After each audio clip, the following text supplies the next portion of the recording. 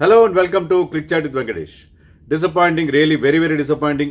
First test match మంచి రసపట్లో ఉన్న స్టేజ్లో వర్షం వచ్చి ఆఖరి రోజు ఆట జరగకపోవడం, ఇండియాకి దక్కాల్సిన విజయం దక్కలేదో మన ఫీలింగ్ కలగడం డెఫినెట్గా చాలా మనని బాధ పెట్టింది.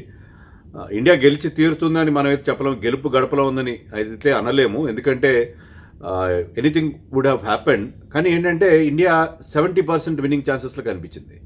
బికాస్ 52-1 పెద్ద డ్యామేజ్ లేకుండా ఆల్మోస్ట్ 1/4 ఆఫ్ ది టార్గెట్ మీరు క్రాస్ అయిపోయారు. అది మోస్ట్ డిఫికల్ట్ ఫేజ్, ఎందుకంటే 4th డే ఈవినింగ్ బ్యాటింగ్ చేయడం చాలా కష్టమైన ఫేజ్లో మన openers and number 3 did well, 52 runs add చేశారు.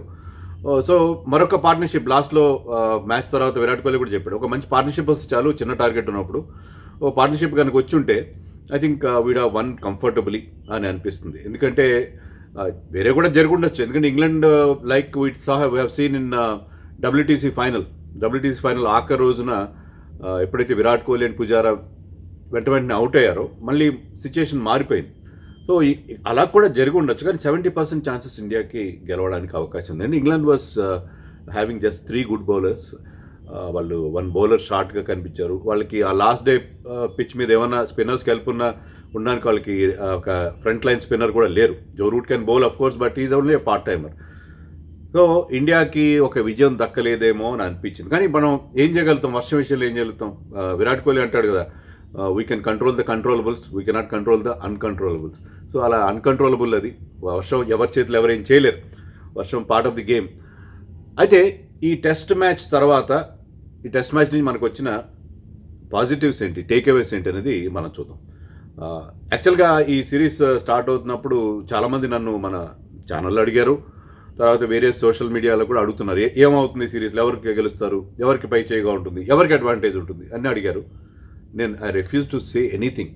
ఈవెన్ నేను ఈ మ్యాచ్ ప్రివ్యూ కూడా ఏం చెప్పానంటే 50-50 ఛాన్స్ అని చెప్పాను. ఎందుకంటే టెస్ట్ మ్యాచ్ ఏ డైరెక్షన్లో వెళ్తుంది అనేది ఫస్ట్ టెస్ట్లో తెలుస్తుంది.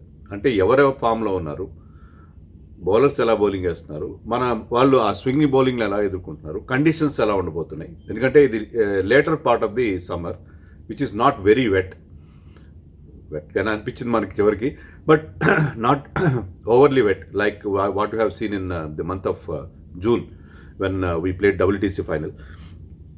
సో ఎలా ఉండబోతుంది అనేది ఫస్ట్ టెస్ట్లో మనకి క్లియర్ ఇండికేషన్ వస్తుంది. ఇప్పుడు మనకు వచ్చిన ఇండికేషన్ ఏంటంటే ఇండియాకి స్లైట్ ఎడ్జ్ కనిపిస్తుంది. అక్కడ స్లైట్ ఎడ్జ్ ఏంటి, కొంచెం పెద్ద ఎడ్జ్ కనిపిస్తుంది. నేను ఎందుకంటే I'm very cautious, I'm trying to be very cautious in my assessment, but edge అయితే ఇండియాకే కనిపిస్తుంది. దానికి కారణాలు కూడా నేను చెప్తాను. ముందుగా మన పాజిటివ్స్ ఏంటనే చూద్దాం. పాజిటివ్స్ ఏంటి, డెఫినెట్గా మన batting has done well, openers have done well. First ఇన్నింగ్స్లో 97 యాడ్ చేశారు, సెకండ్ ఇన్నింగ్స్లో రాహుల్ తొందరగా కొట్టేనప్పటికీ 52-1. సో మనం న్యూ బాల్ని నెగెట్ చేయగలుగుతున్నాం, న్యూ బాల్తో ఎక్కువ డ్యామేజ్ లేకుండా బయటపడగలుగుతున్నాం.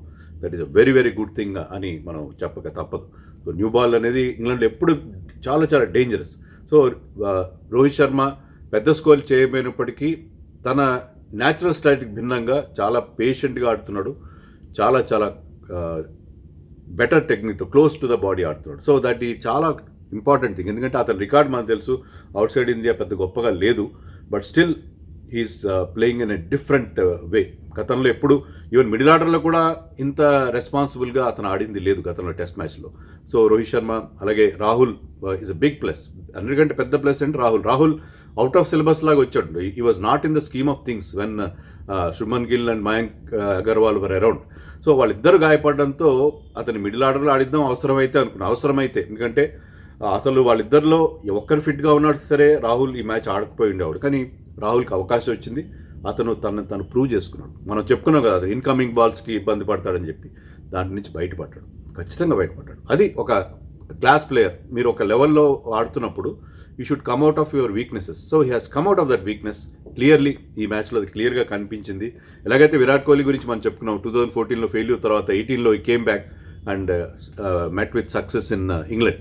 సో అదే రకంగా రాహుల్ ఆ ఇబ్బంది నుంచి బయటపడ్డాడు. And the way he left the deliveries outside the off stump. మాకు ఒక కామెంటరీ చేసినప్పుడు ఒక పిచ్ మ్యాప్ కూడా వచ్చింది, ఒక గ్రాఫిక్. దాని ప్రకారం ఏంటంటే last time he was chasing the balls outside the off stump.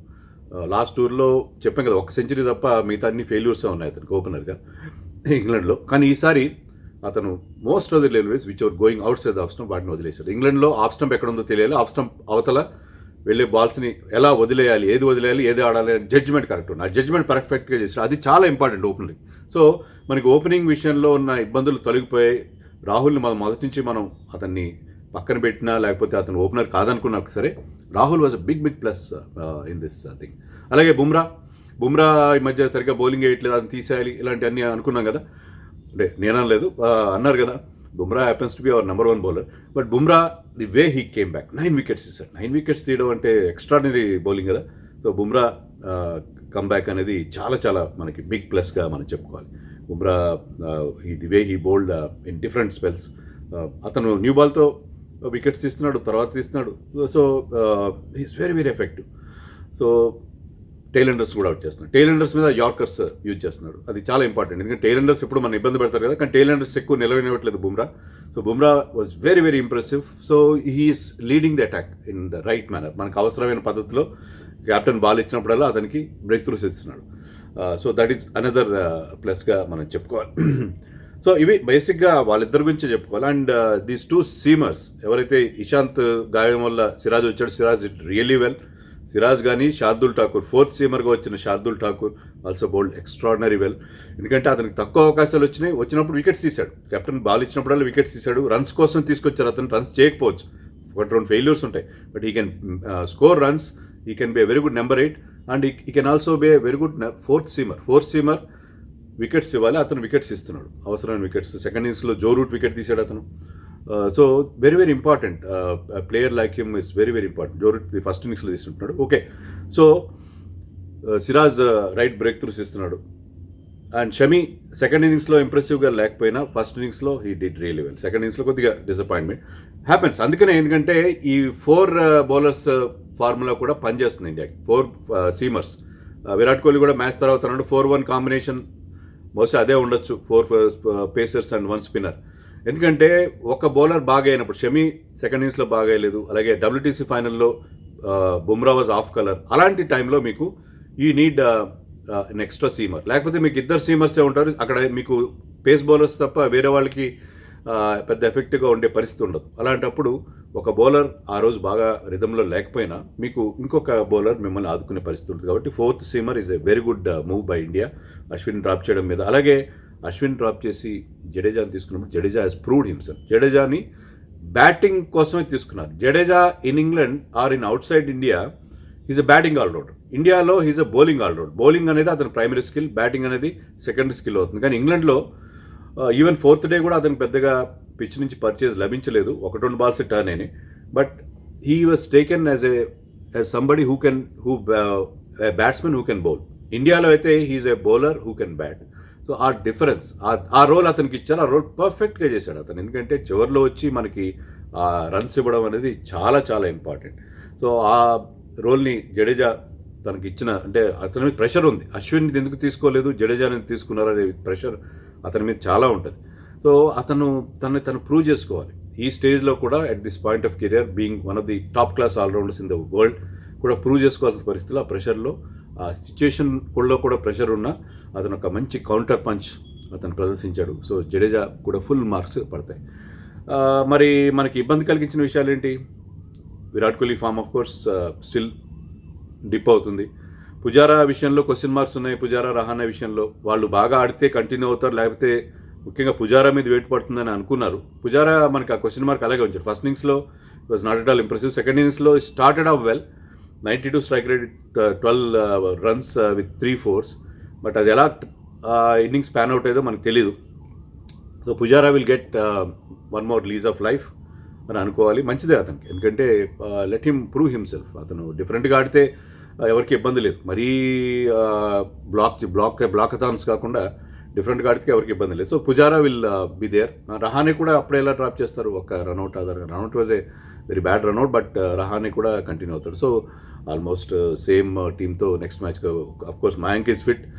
Prithvi Shaw, Suryakumar కూడా సెకండ్ మ్యాచ్కి రెడీ అవుతారో లేదు మనకు తెలియదు, వాళ్ళు క్వారంటైన్ అవ్వడానికి ఇంకా టైం పట్టవచ్చు. బట్ మయాంక్ ఫిట్ అయినా ఏమైనా సరే సేమ్ టీంతో నెక్స్ట్ మ్యాచ్కి వెళ్ళే అవకాశం ఉంది.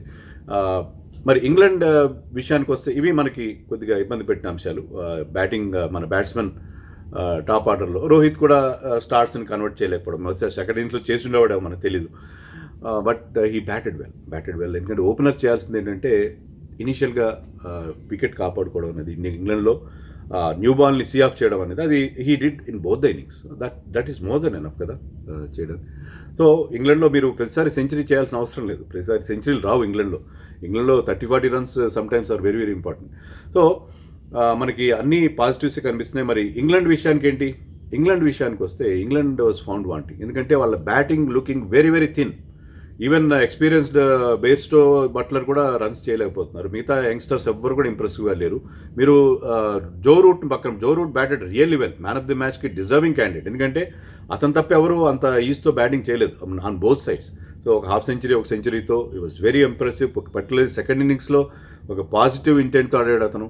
So Joe Root is deserving man of the match. But జో రూట్ని పక్కన పెట్టి జో రూట్ ఫెయిల్ అయితే వాళ్ళ పరిస్థితి ఏంటి? మిగతా స్కోర్లు చూడండి, ఎవరు 50 చేయకపోగా 32 by Sam Curran is the highest score. ఇంకా ఒకరిద్దరు మాత్రమే 30s చేశారు. సో చాలా చాలా డిసప్పాయింటింగ్ బ్యాటింగ్ పర్ఫార్మెన్స్ బై ఇంగ్లాండ్కి. అసలు ఇంగ్లాండ్లో మనకు కావాల్సింది ఏంటంటే, నేను ఇంతకుముందు కూడా చెప్పాను, మీ టాప్ ఆర్డర్ ఎప్పుడు దొరికిపోతారు పేస్ బౌలర్స్కి అక్కడ కండిషన్స్కి.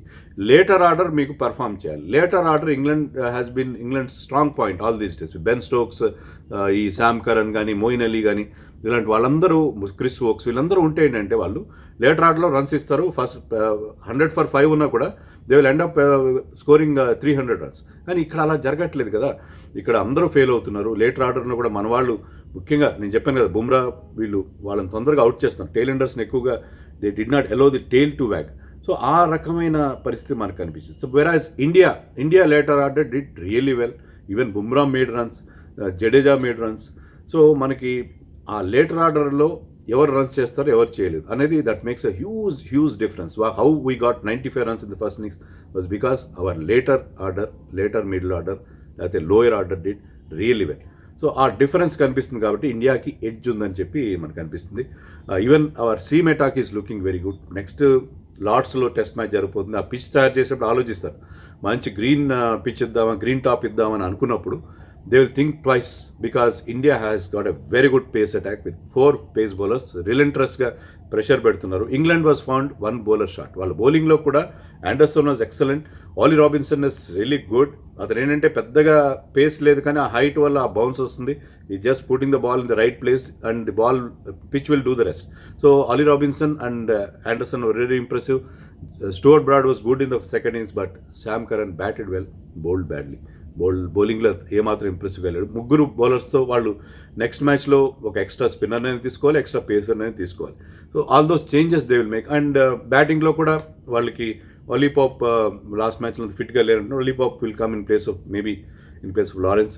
But still England was not at all impressive. But India డెఫినెట్గా అప్పర్ హ్యాండ్ ఉందనడానికి ఈ కారణాలన్నీ సరిపోతాయి అనుకుంటా. మీరేమనుకుంటున్నారో కామెంట్స్ చెప్పండి. Bye. Please subscribe our channel for more updates on cricket.